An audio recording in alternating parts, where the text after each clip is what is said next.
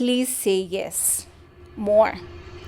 Say yes to things that scare you. Say yes to things that make you think and pivot and want to do more. Sometimes it's not even about big things like a career or anything. It can be just saying yes to travel.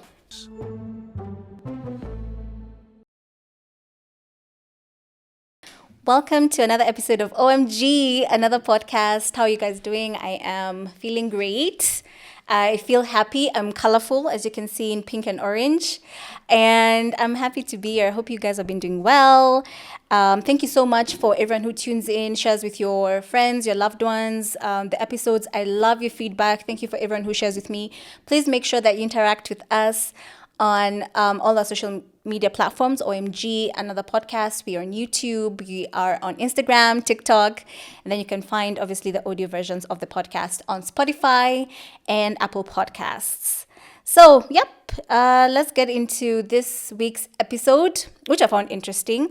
And it's the power of yes, but also the power of no.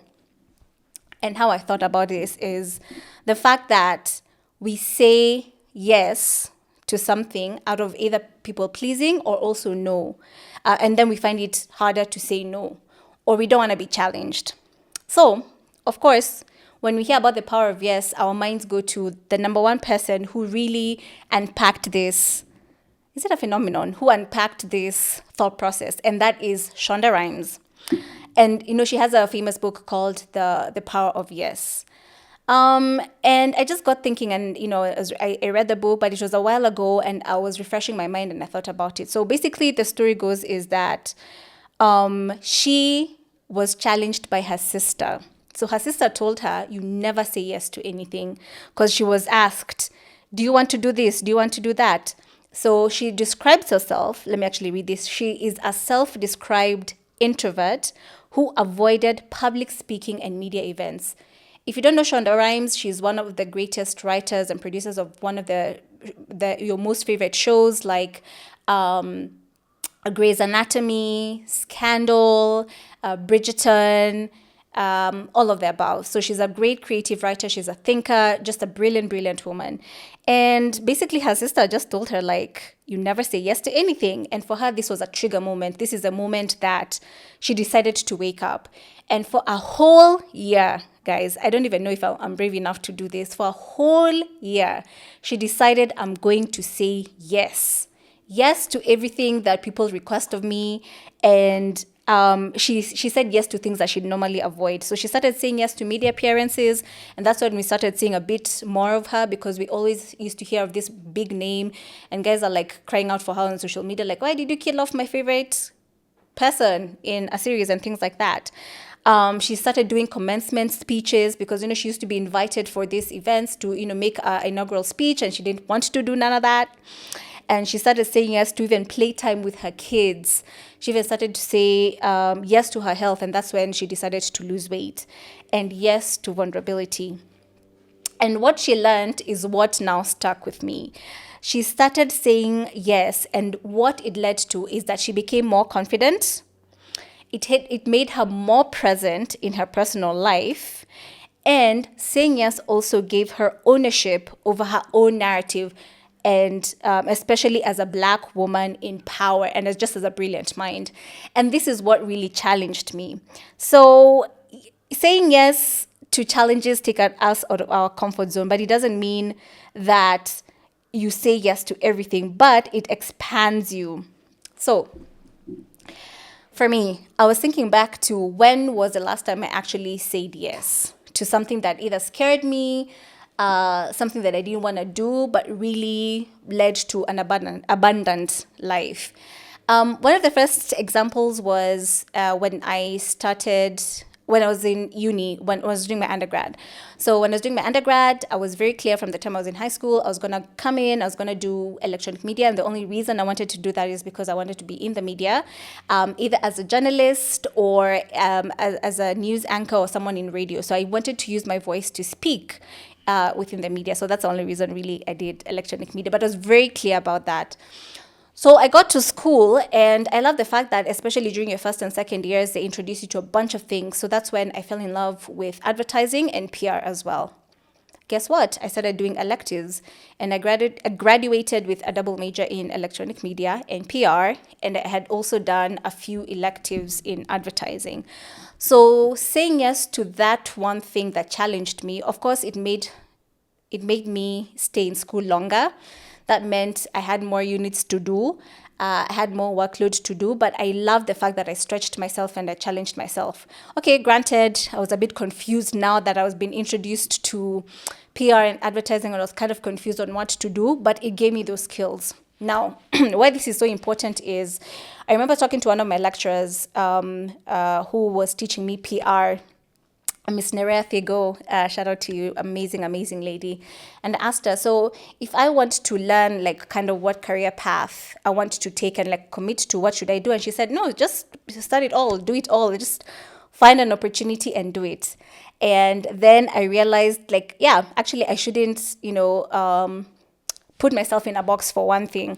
So I started working in an advertising agency, but also had PR services. And that's where now my mind was really opened up. And guess what? I realized that at that time, especially when I was younger, I loved advertising more than PR, which is what like my degree was written. And that's what I ran with for a very long time. Actually, my 20s was mostly in advertising. So I worked in that advertising agency when I was still in school for about a year, and it was very fun. My mind was opened me to a new world that I didn't even know about.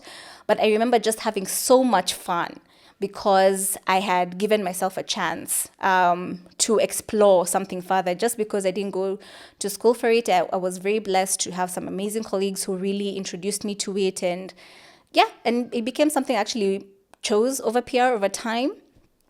And that led me to just down a path of a fulfilling career. And then, secondly, a year after that, after I left the agency, my friend calls me because she knew and she remembered that I love the media. And so she told me, hey, there's this opportunity, and at the media house, come in for an interview. This is actually a true story. So, story time. So this was a year after I was in the advertising agency. Unfortunately, I fell ill. If you've watched my previous episodes, you'll know that's the first time I was diagnosed with endometriosis. I was very unwell, so I had to go like on a break, and also mentally, it was a very rough time. So I didn't even feel like I had the capacity anymore to live and to want to do fun things anymore or anything like that. So when I was home there recuperating, feeling sorry for myself, feeling very bad, my friend calls me and she says, this media house is looking for people, for online reporters, and you're going to be trained, obviously, because you're still in school. I said, okay, great. So I sent in my CV like anyone would. I was called in for the interview. And I remember the interview panel. One of the news anchors, I'll never forget her, and she's still one of the people I hold most dear, is Zubeida Kananu. She asked me, why are you interviewing again for being an online reporter? Then I said, oh, because this is the opportunity that was available. And then she's like, well, I love the way you articulate yourself and you seem very confident and pleasant. Do you want to consider joining being a TV reporter instead and training for that? I was like, sorry, me, little old me. And guess what I did? I said yes.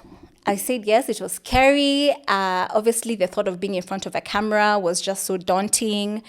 And I said yes. I said yes to the opportunity. And that was a start to, again, almost another year of one of the funnest times of my life, where I was, telling African stories. But I said yes, I gave myself a chance. So remember the previous year, I was doing advertising and PR, but mostly advertising. I pivoted mostly into advertising.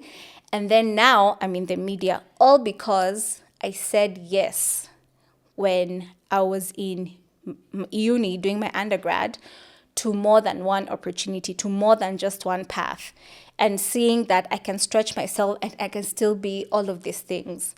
So that was a very fun time. And obviously, later now in life, mostly I do PR comms and strategy for my main job, which is amazing. Again, I pivoted. I was like, I love advertising. I want something a bit more structured and things like that. To me, don't come for me, advertising people. I know how touchy you are about advertising.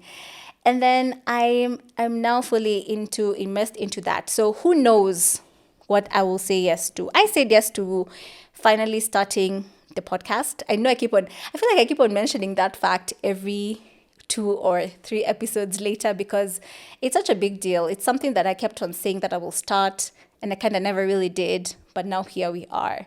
So the power of yes, the power of saying yes to something that scares you, the power of going out of your bubble and your normal everyday life to do something that either challenges you and makes you see life in a different way.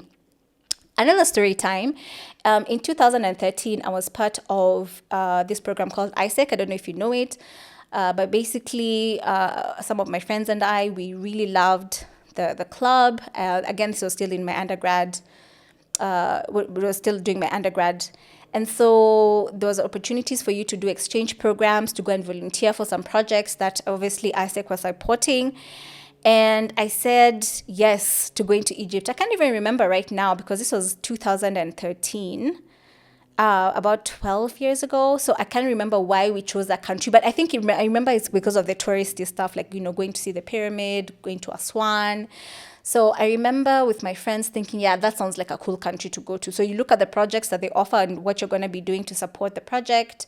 And I remember for us, we were going to support I think a children's home, and we're going to be sharing food with them, and I think we're also going to help them with some arts and crafts. So it felt very exciting. And at that time, you're scared. I was like, how old was I then? I was 20.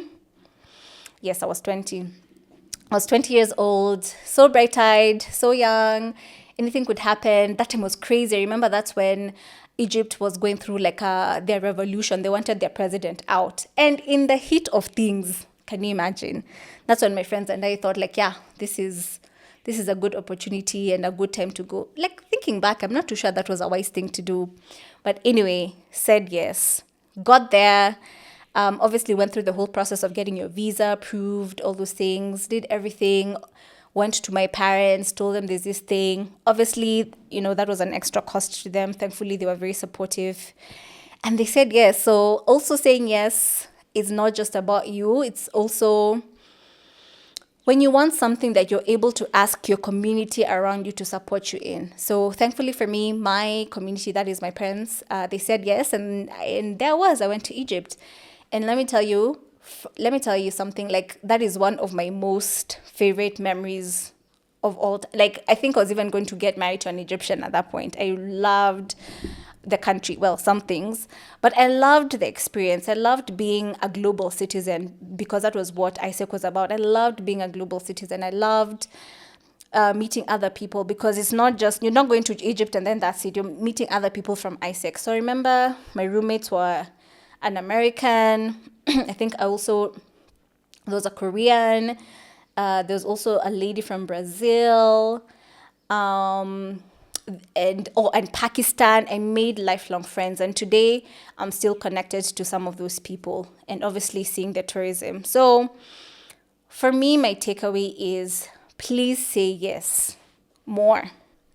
Say yes to things that scare you. Say yes to things that make you think and pivot and want to do more. Sometimes it's not even about big things like a career or anything. It can be just saying yes to travel.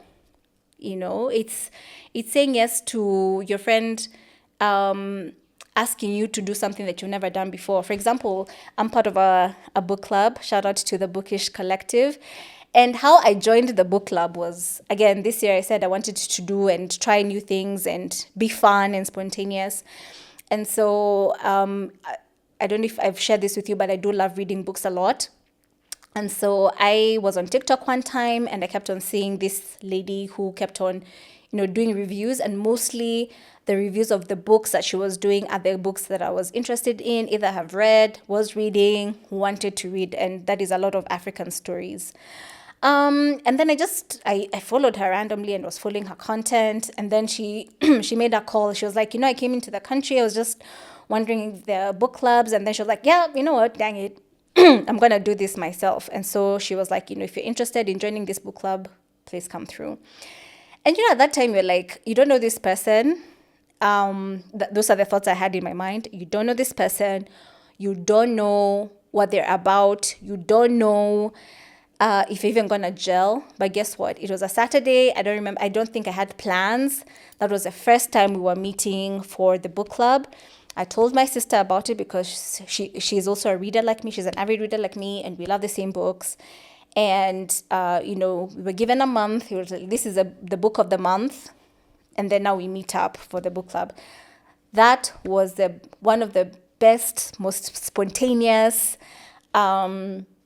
decisions that I've made this year, because I met such an amazing group of ladies who I'm always so excited and looking forward to book club meetups every month.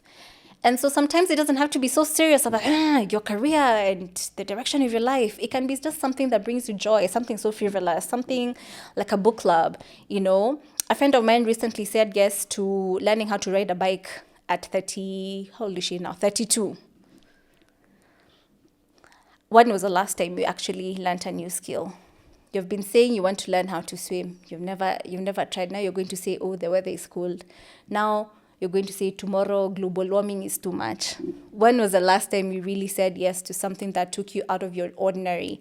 For you to even just see the beauty of life and be happy with what is in front of you and take in life. And let me tell you, life is rough, especially even just what we're going through as a country. You need to find pockets of joy for yourself. So please say yes today to something that gives you joy. Say yes to something that takes you out of your comfort zone. I remember even my friend told me, let's go to pottery class. Listen, if you know anything about me, you know me and my hands. I'm not like Mombi behind the camera, who is fantastic. For me, I will watch, I will try. And I made a really cool bowl, but just know the instructor had a big hand in doing that. Meet up with your friends, do something fun. Me and my chama girls. Kai sounds so old saying that. But me and my chama girls, we once said, I think it was Galentine's, or like we're gonna do Galentine's, and we had a makeup artist beat our faces. Then we went for a massage. And then with our money, by the way, we were like, this money we always like doing investments and saving, no. And then after that, we did a massage. And then after that, what did we do? I think we went for dinner, like just a day of treating ourselves. And we said yes to that. Saying yes to girl trips. I know people say that, female friendships are not where it's at. But for me, let me tell you, honey, your girls are where it's at. Female friendships are amazing. So please say yes more. I feel like I have so many examples, but like, just say yes. Cool? Now, the opposite, the power of saying no. Why? People-pleasing tendencies block us from saying no. When your friend calls you and asks you, do you want to hang out on Saturday? You've had the roughest week of your life. You just want to sleep, and you struggle to even say no. Something as simple as that. Instead of just saying no, not this time, you try to look for excuses. You even make up lies. Oh, I'm sick. Oh, my dog chewed my homework. Like crazy. You come up with crazy excuses because you just don't want to say no. And you don't want to have boundaries. But there's also, as much as there's power in saying yes, it opens you up to opportunities. But there's also power to saying no. Because one, it helps you shield yourself from people pleasing, and it also puts up boundaries. And I'm so big on that. I'm so big on taking care of yourself. I'm so big on putting up boundaries. And no is a full sentence. No. Does that make you feel uncomfortable when they say that? No. I don't know who put in our mind that saying no makes you a bad person or makes you rude. Why? You're just saying no. And you're not saying it like to hurt another person. You're also looking out for yourself. I don't know who taught us, especially Africans. Like Africans. When you say no, you're selfish. Huh? Suni unipatia thao mbili. No. Nowadays Mukami has become so selfish. And Jonas imagine. And you don't even know how my finances have been set up and things like that for that month or whatever. I'm not in the position to say no more. And no is a full sentence. When was the last time you said no? I'm so comfortable. I think everyone around me or my community and my family will tell you, I'm so comfortable with saying no. It's actually, if you know, you know. Like, you just say no. And it's part of just self-care, and it's a full sentence. It's not rejection, it's clarity. You're not rejecting someone, but you are being clear about what works for you or not. When someone tells you, even now, if I come to, let's say, Mumbi, who is behind the camera, and I tell her, yeah, I want a shoot for 10 hours.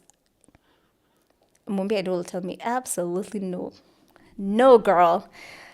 So even for you to live a healthy life, there has to be checks and balances. There has to be boundaries in which you say no to, and ways that you take care of yourself.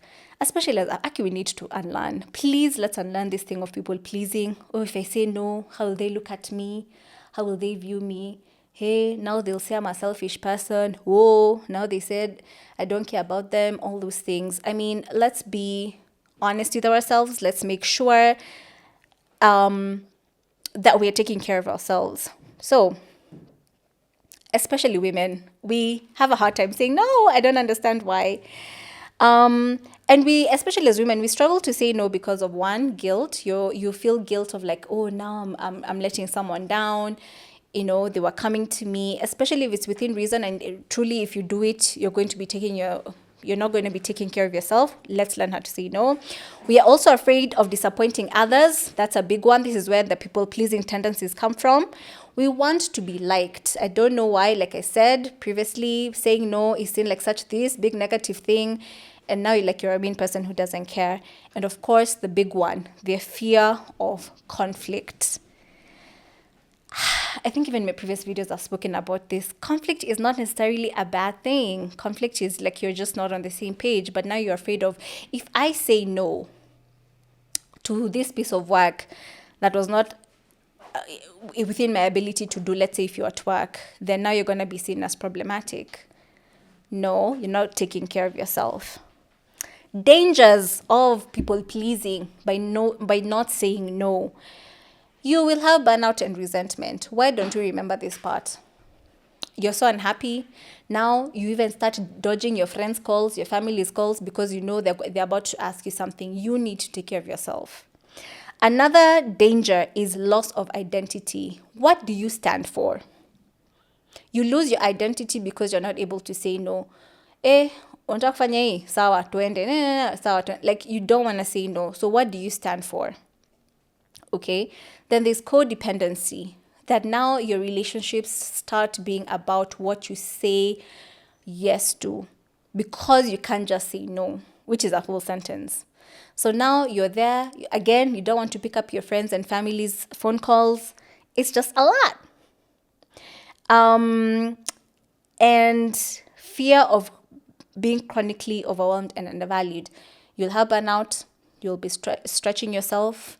You will not be happy. And you'll just be a sad, sad bunny.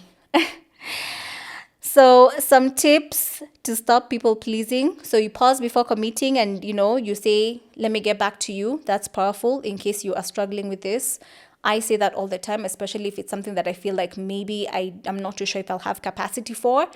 So I just say, let me think. Pausing is so strong and it's very powerful. It helps you get back into yourself and understand what you have capacity for, and also understand why you are saying yes to that thing or no to that thing. It gives you reason. Another thing is ask, is this a hell yes? If it's no, then it's a not. It's a no. Okay, if not, it's a no. Sometimes not everything has to be a hell yes, but if it's not a joyful, I think that's what I would say. If it's not a joyful yes, then it's a no. And sometimes we want to give so many reasons and a list of, oh, you know, this and that. No, just no. And that's cool. And that's cool. Take care of yourself. And then practice micro boundaries. Start small. Like if you're drained and you don't want to have a phone call, just don't pick up. As if it's not like work or anything related and it's like a social call, you can say no.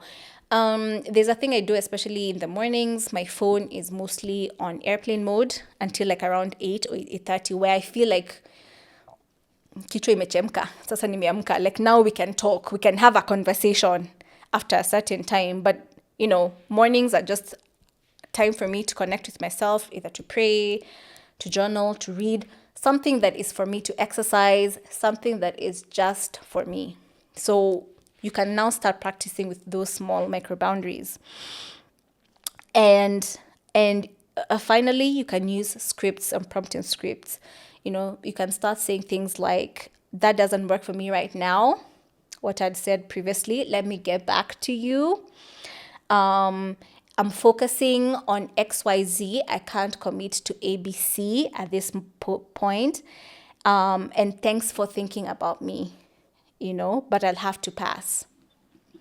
I know, like, even the opportunities, just because of your moral compass, or I know people who have even said no to opportunities, like, let's say, being a brand ambassador for an alcoholic beverage, just because their personal values don't align with that. So there's no problem with saying no. Like, the right opportunities will find you, the right people will find you, and you're gonna be good, okay? So that's just a poignant reminder. What I'm remembering to do right now, what I'm learning how to do better, which is saying yes and being happy about that and challenging myself, wanting to do more, wanting to learn more, and then also the power of no, which is a full sentence, so I can be able to take care of myself. Thank you for being here. Remember to say yes, remember to say no, remember to be in your power and to really take care of yourself and to do things that are aligned and make you happy. Thank you for being here. Make sure you like, subscribe, share with all your friends, your family. Like I said, we are on IMG, another podcast across all social channels. My studio partner is Herway Studios. If you want to make sure you want to record anything, please reach out to them. They're an amazing team. And thank you. I'll see you next time.